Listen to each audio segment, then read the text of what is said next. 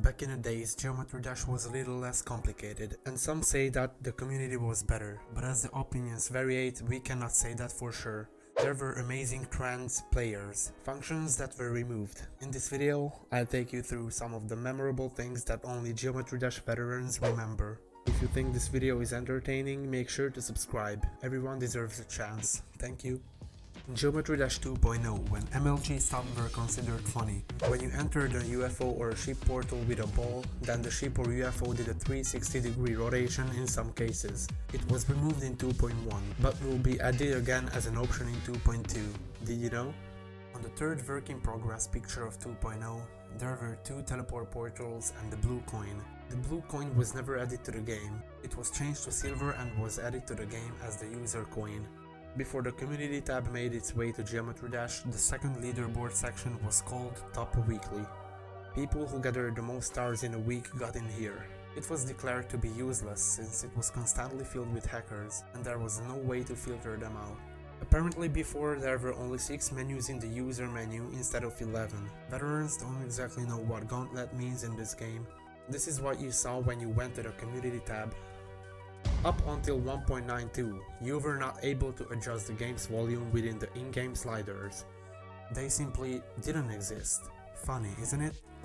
This thing is so ancient, I don't even remember. I can't imagine living without the sliders. Imagine the life with only 4 colors that you can work with at a time. Yes, this is exactly how life worked in GD before 2.0.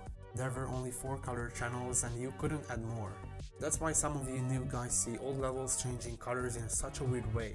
Imagine being such a boomer to know when you weren't able to switch your wave skin, or when you only had 2 pages of cube icons. Simple times. I mean, just look at these options. Not a lot to change. Now that we have community shop and other shops, we can have a way better customization. Before 2.0, you weren't able to build on the first second of a level. At least you weren't supposed to do that. This was literally the only time slopes could be used to bug the editor so you could place objects behind the first second. Do you remember? Slopes were introduced in 1.8 with the dual portal. You would normally think that they were added with the wave mode. At least I did think that. Talking about the wave mode, the original name of the wave was supposed to be Dart. I'm kind of glad RobTop changed his mind about that.